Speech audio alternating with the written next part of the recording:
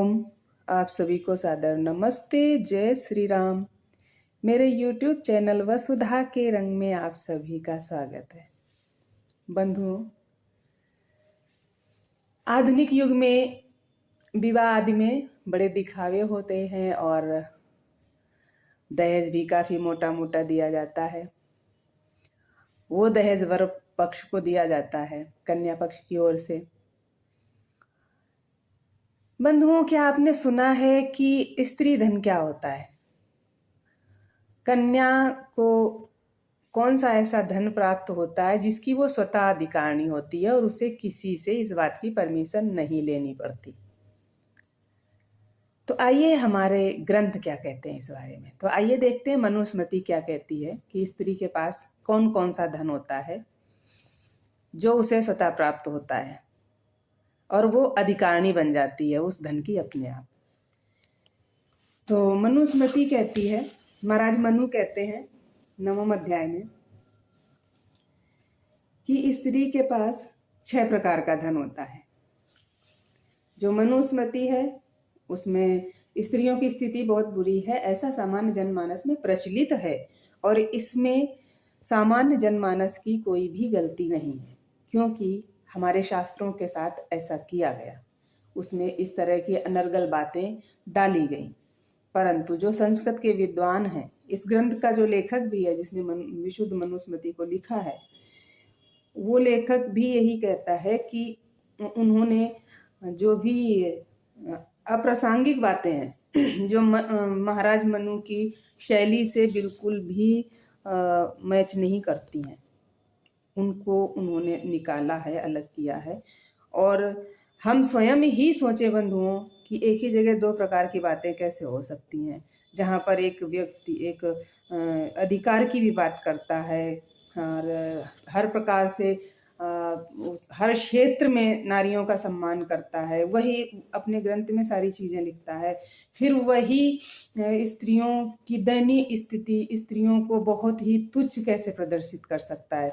तो आइए जानते हैं थोड़ा थोड़ा, जो बहुत ही मोटे शब्दों में लिखा है स्त्रियों के बारे में, क्या क्या लिखा है वो थोड़ा थोड़ा जानते हैं मनुस्मृति में क्या लिखा है।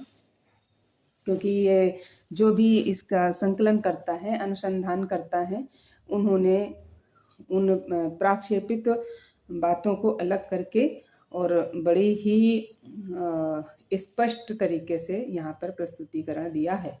और उन्होंने कहा भी है कि जिन श्लोकों के आधार पर समाज में मनुस्मृति का प्रचलन है वो इसकी कभी भी हिस्सा नहीं हो सकती, क्योंकि वो भाषा शैली, वो जो तरीका है वो मनु का हो ही नहीं सकता और इस तरह की विरोधाभास, वेद विरुद्ध बातें वहाँ पर हो ही नहीं सकती। इसलिए ये एक तो अलग से डाली गई बातें हैं, दूसरी कि जो जिन लोगों को पूरी तरह ज्ञान नहीं है इसका अर्थ निकालने का, उन्होंने अर्थ के अनर्थ निकाल के समाज में परोसा है। तो आइए सबसे पहले जानते हैं स्त्री धन क्या है। स्त्री धन 6 प्रकार के बताए हैं यहाँ पर महाराज मनु ने। 9वां अध्याय से हम लेते हैं, जिसमें महाराज मनु कह रहे हैं स्त्री धन 6 प्रकार का है। एक तो विवाह संस्कार के समय जो प्राप्त धन है वो स्त्री का होता है। पति के घर पर जाती हुई कन्या को पिता के घर से जो भी प्राप्त धन होता है वो स्त्री का होता है। प्रसन्नता से किसी अवसर पर पति के द्वारा दिया गया धन वो स्त्री का होता है। और जो समय समय पर भाई के द्वारा, माता के द्वारा, पिता के द्वारा दिया जाता है वो सारा धन स्त्री का होता है और वो धन स्त्री का ही रहता है। स्त्री संतानोत्पत्ति करती है, उसकी संतानें होती हैं, बड़ी हो जाती हैं। स्त्री जब मरती है तो उस मातृधन का विभाजन होता है। उस विभाजन का नियम बताया है कि सभी भाई बहनों को मातृधन आपस में बराबर बराबर बांट लेना चाहिए और पुत्रियों की पुत्रियों को भी खुशी से कुछ धन उससे देना चाहिए। यदि स्त्री निसंतान मर जाती है तब ही वह धन उस पुरुष का होता है। यह 6 प्रकार के धन का बंटवारा और विधान है। इसके बाद महाराज मनु जो हैं वो स्त्री के बारे में इतना कुछ लिखते हैं, इतना कुछ लिखते हैं कि शायद आज भी स्त्रियों को उतने अधिकार प्राप्त नहीं हैं जितने उस समय प्राप्त थे। पुरुष को किसी भी कार्य को स्त्री के सहयोग के बिना, धार्मिक कार्यों को स्त्री के सहयोग के बिना करना वर्जित मानते हैं। हर कार्य में स्त्री का साथ दें, उसको साथ में रखें। और 9वें अध्याय में आते हैं कुछ इसकी जो मुख्य बातें हैं स्त्रियों के बारे में, वो पढ़ते हैं कि स्त्री के प्रति कर्तव्य पालन न करने वाले पिता, पति, पुत्र निंदा के पात्र हैं। स्त्री पर परिवार की प्रतिष्ठा निर्भर है। स्त्रियों की रक्षा बलपूर्वक नहीं हो सकती। स्त्रियों को गृह एवं धार्मिक कार्यों में व्यस्त रखें। स्त्रियां आत्मनियंत्रण से ही बुराइयों से बच सकती हैं। स्त्रियां घर की लक्ष्मी हैं। स्त्री लोक यात्रा का आधार है। घर का सुख स्त्री पर निर्भर करता है। इस प्रकार से महाराज मनु स्त्री को हर प्रकार से धुरी मानते हैं, घर की और मनुष्य के निर्माण की, समाज के निर्माण की। उसको लक्ष्मी कहते हैं, उसको आधार कहते हैं। स्त्री को कभी भी दुखी नहीं करना चाहिए। हर प्रकार से प्रयास करना चाहिए कि घर की स्त्री सुखी रहे।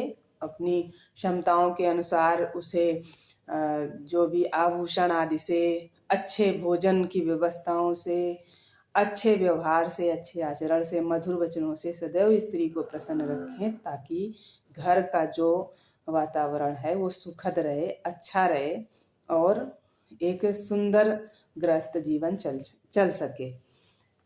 तो स्त्रियों के बारे में एक बहुत ही प्रचलित जो श्लोक बोलते रहते हैं हर कोई, शायद ही ऐसा कोई हो जिसने ना सुना हो।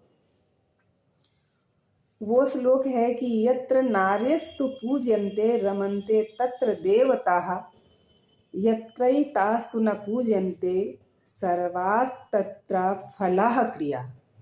बंधुओं, क्या पता है यह श्लोक कौन से ग्रंथ का है?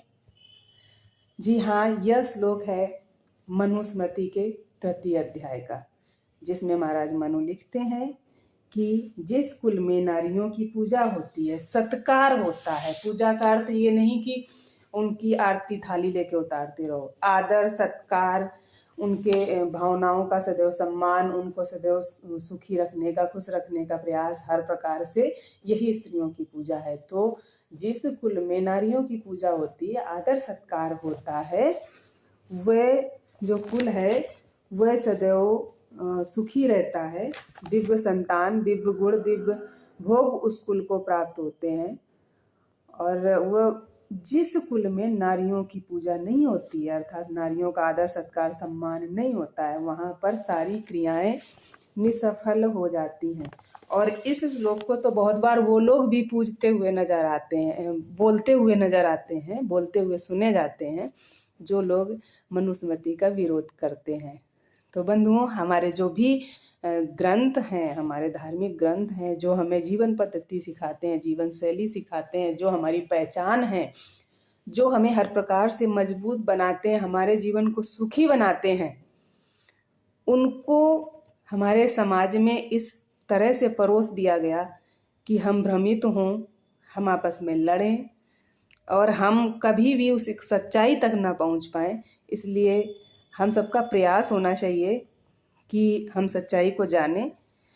यदि कोई गलत बात हमारे सामने आती है और उसी व्यक्ति के बारे में अच्छी बात आती है, उसी विषय वस्तु के बारे में अच्छी बात भी आती है, तो हमें उसकी दोनों की क्रॉस चेकिंग अवश्य करनी चाहिए कि अगर यहाँ पर ये लिखा है तो वो क्यों लिखा है, वो लिखा है तो ये क्यों लिखा है। और लिखने वाला व्यक्ति एक ही है। एक व्यक्ति जो इतना सात्विक है, इतनी अच्छी बातें लिख रहा है, वो ऐसा कैसे लिख सकता है। इसलिए प्रयास करना चाहिए कि चलो भाई हम भी पढ़ें और हम भी जानें। तो बंधुओं, आज के वीडियो में इतना ही। आप सभी को पुनः सादर नमस्ते। जय श्री राम।